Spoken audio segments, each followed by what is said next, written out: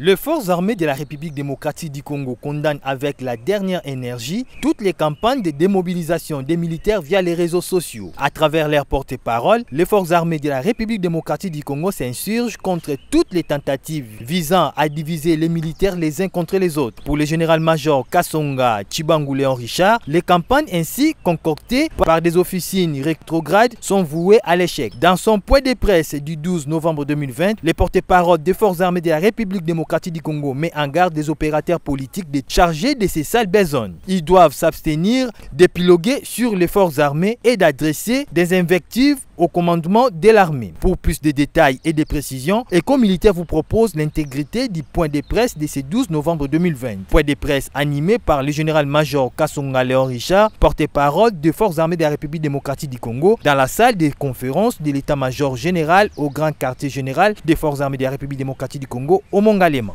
Chers confrères, chers consoeurs, merci d'avoir promptement répondu à notre appel, parce que nous avons une communication importante à vous faire en rapport avec l'actualité dans notre pays. Les forces armées de la République démocratique du Congo condamnent avec véhémence la campagne séditieuse concoctée dans des officines rétrogrades, mieux connues, mieux identifiées, bientôt détruites, campagne dédiée à la démoralisation des forces armées dans le but d'opposer nos militaires les uns aux autres. Débité par des personnes lâches, mues uniquement par la négation des valeurs apolitiques, républicaines et nationales qui sous-tendent les forces armées, ces inepties irréfléchies visent à déstabiliser la République démocratique du Congo, oubliant que, apolitique, nationale et républicaine, les forces armées de la République démocratique du Congo forment un tout inséparable, un maillot indissoluble, un corps bien huilé, tout dévoué à la stabilité et à la sécurité de notre pays.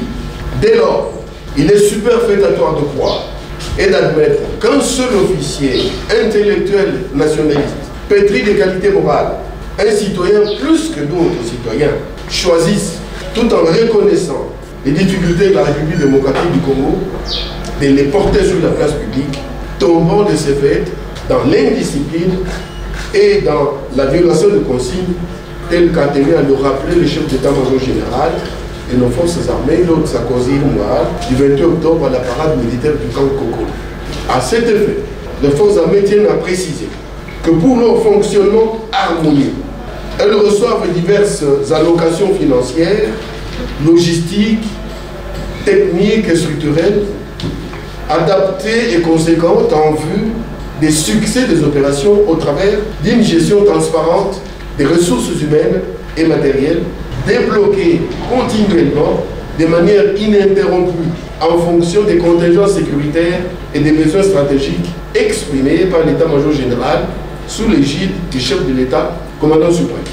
Ciment de l'unité nationale, les forces armées réparties sur l'ensemble du territoire national sont composées de militaires mensuellement rémunérés, équipés de manière professionnelle et bénéficiant d'une particulière attention du commandant suprême. La prise en charge des blessés de guerre et des invalides, de même que les charges sociales des militaires, constitue une préoccupation quotidienne du chef de l'État qui y consacre des efforts louables matérialisés sur la construction des écoles et des logements, l'acquisition et l'installation des équipements des dernières générations dans les formations médicales militaires à travers notre pays. C'est ainsi que 275 blessés de guerre et invalides bénéficiaires d'une formation valorisante rendent déjà d'énormes services à la nation à travers la fabrication des chaussures, la confection des tenues et la réparation des équipements et des infrastructures. Ainsi donc, la solde militaire, mais aussi diverses primes, étant des dépenses de souveraineté, sont décaissées au prorata des recettes publiques de l'État sans qu'il soit nécessaire de les porter sur la place publique. À ces sujets, certes, les dépenses des services publics sont une priorité absolue pour l'État, mais certaines difficultés résultant de la Covid-19 et de l'environnement international peu favorable à l'amélioration des activités économiques et financières empêchent parfois les décaissements, notamment des frais de fonctionnement. Précisément, au sujet de la rémunération.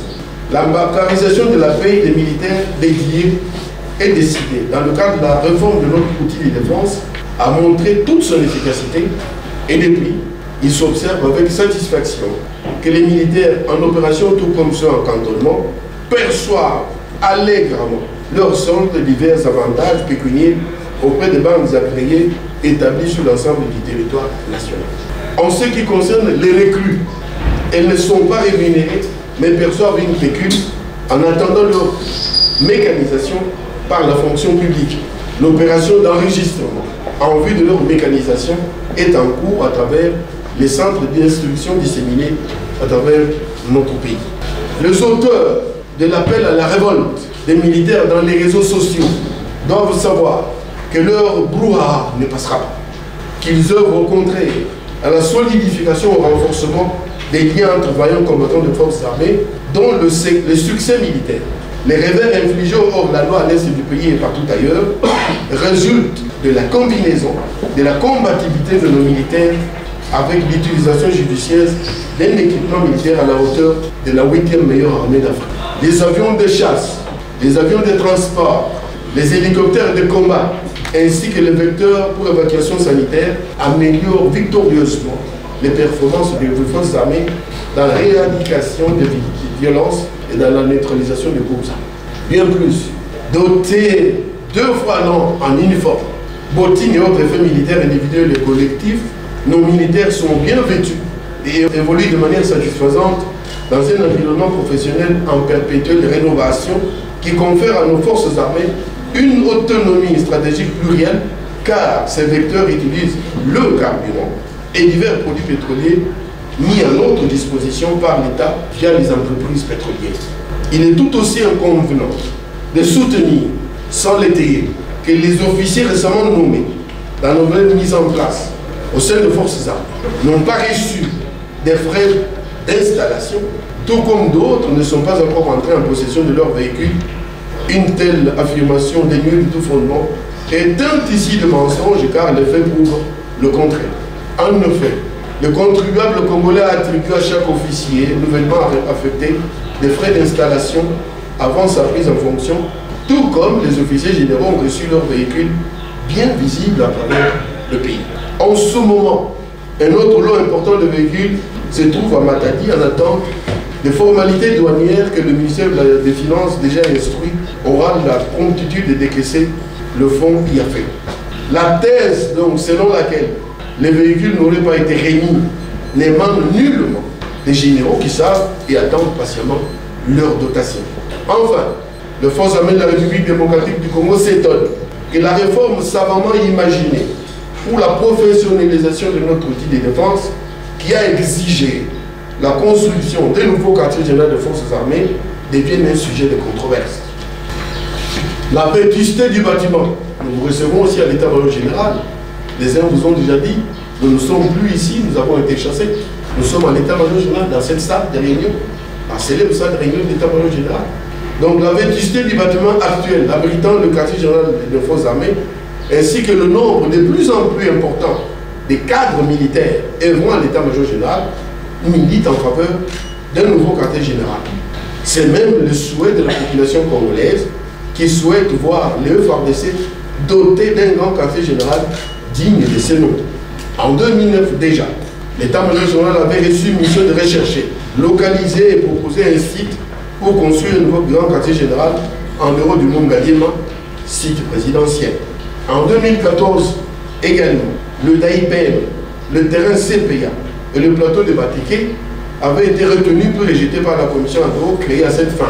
Dans la même feuille de route de la réforme de notre armée, figurait en bonne place la construction de nouvelles infrastructures pour les forces navales, les forces aériennes, le service de communication et d'information des forces armées, le service d'action sociale et le corps de santé de nos forces armées. Déplacé aujourd'hui, le quartier général de l'état-major général des forces armées découle d'une planification bien ordonnée et conforme à la montée en puissance de notre outil de défense.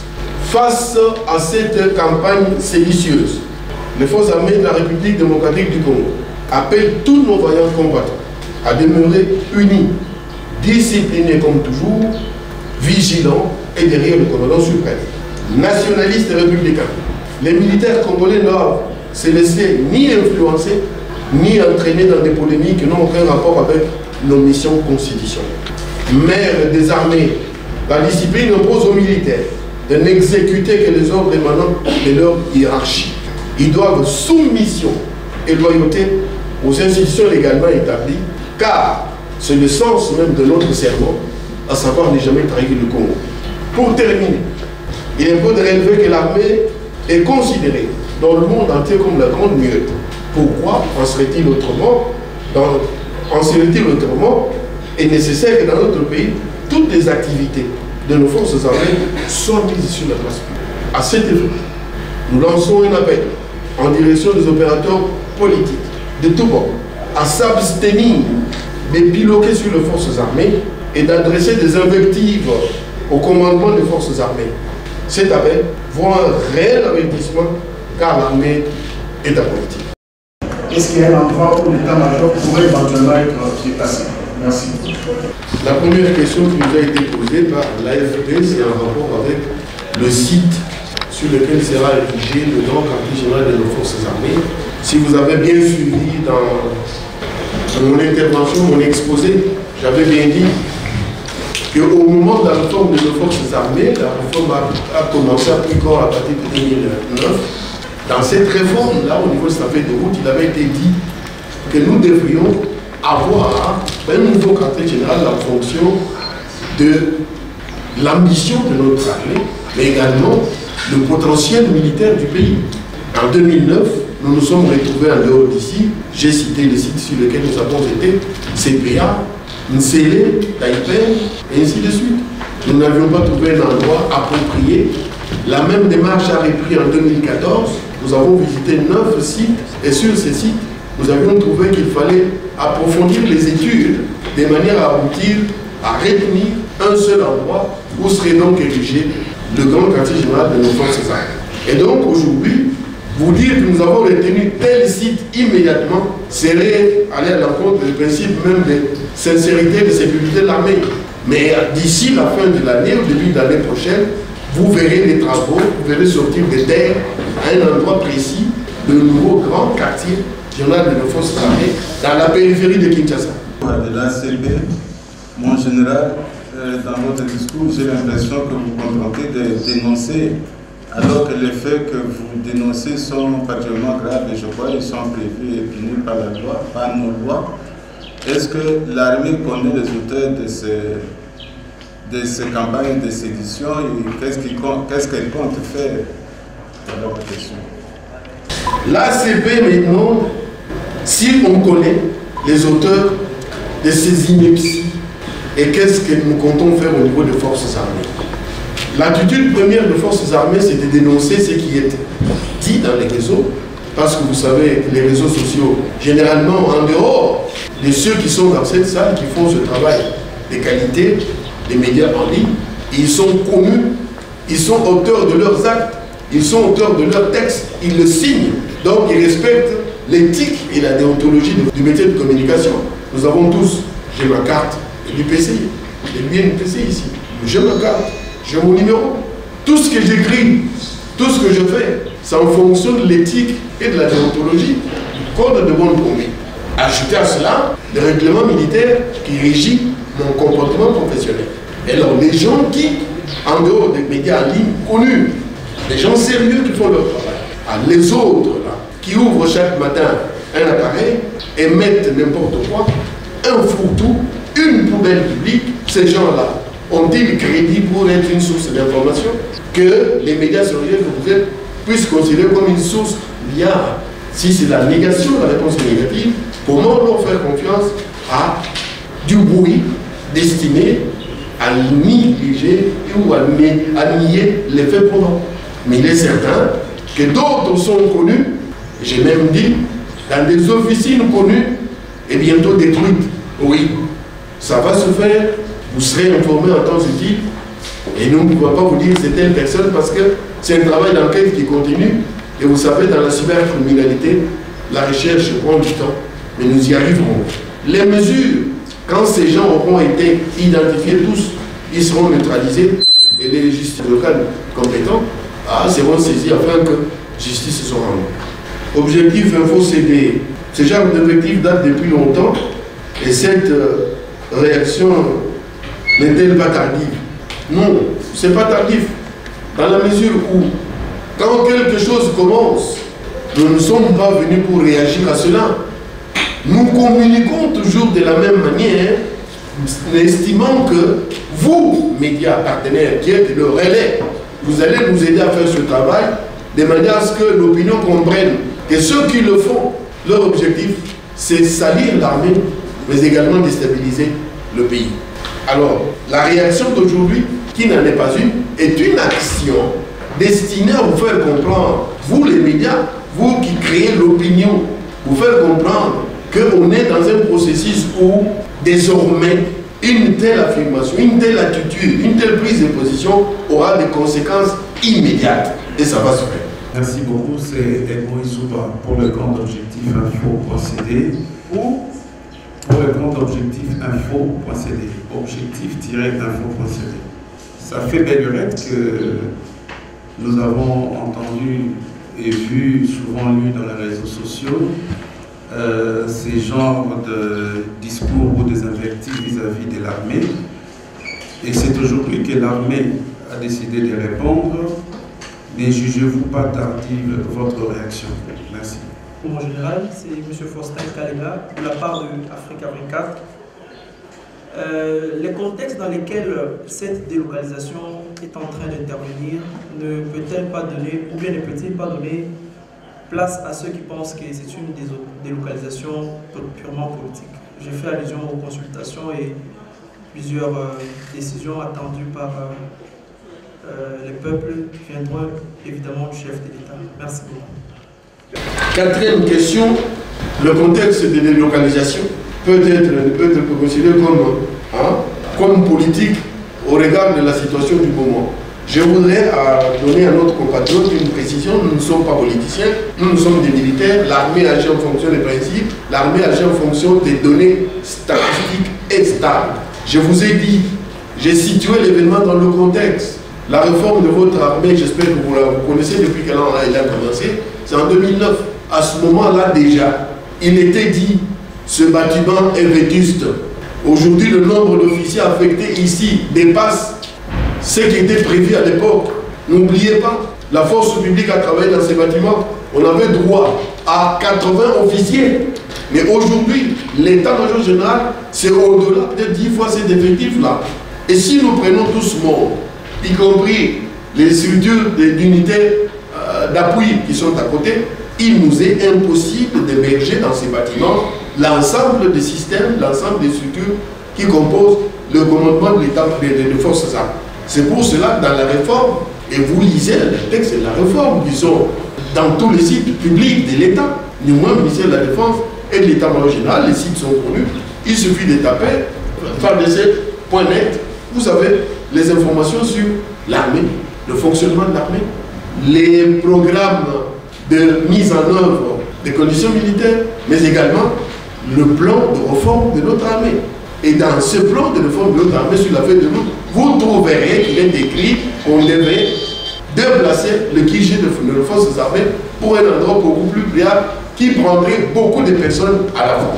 Donc, ça n'a rien à voir avec ce qui se passe aujourd'hui pour l'adresse fardcnet.1000.cd. Voilà, cette adresse, vous tapez, vous êtes dedans, vous avez toutes les informations en rapport avec votre armée, en rapport avec les opérations militaires, en rapport avec la formation, mais également en rapport avec l'avancement à la gestion au quotidien des ressources. Donc, mon cher confrère, le contexte auquel vous faites allusion n'a rien à voir avec la délocalisation de l'État-major général parce que c'est un processus qui a débuté depuis longtemps. On chemine vers la professionnalisation de notre armée.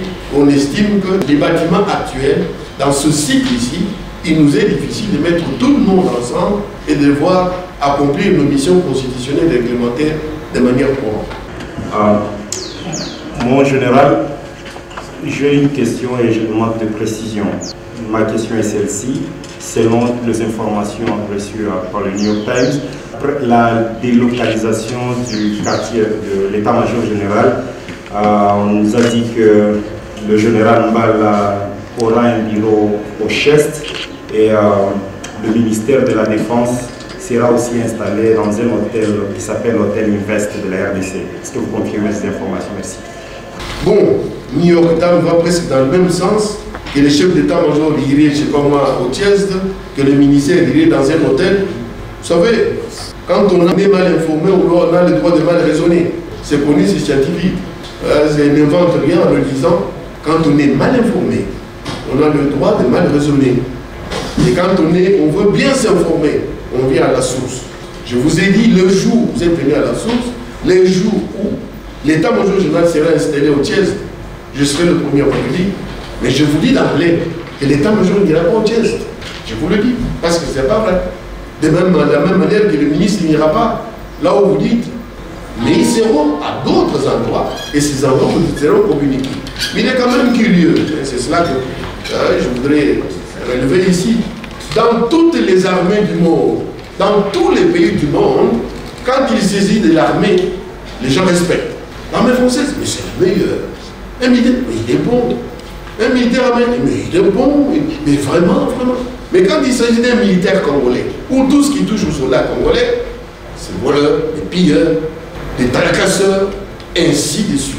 Quel jour les médias vont parler de notre armée comme une armée qui se professionnalise en dépit de ses difficultés et se professionnalise tous les jours davantage? Quel jour personne n'empêcherait, quelqu'un s'empêcherait de ne pas porter le pauvre sur l'armée de ce pays?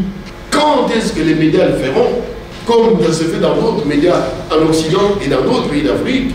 Pourquoi est-il possible que ce ne soit que des Congolais qui vilipendent leur propre armée? Ils n'en ont qu'une, la seule, les forces armées de la République démocratique du Congo. Mais nous sommes ensemble ici en tant qu'hommes des médias, faisons des statistiques dans la presse écrite, dans l'audiovisuel. Combien de fois par semaine, combien de fois par mois, l'armée est considérée comme un paria? Et pourtant, sur les théâtres de combat, ceux qui nous ont placés 8e armée, meilleure armée en Afrique, ont pris en compte 150 critères. Et parmi ces critères, il y a le professionnalisme, il y a notre capacité à éradiquer la violence et à neutraliser de manière définitive les groupes armés, notre capacité à respecter les droits de l'homme, les droits internationaux humanitaires et les règles d'engagement. Vous suivez, en Occident, en Asie du Sud-Est, les armées occidentales qui sont là-bas, il y a parfois des actes répréhensibles, insupportables. Mais ces gens, auteurs de ces actes, sont protégés par leurs États.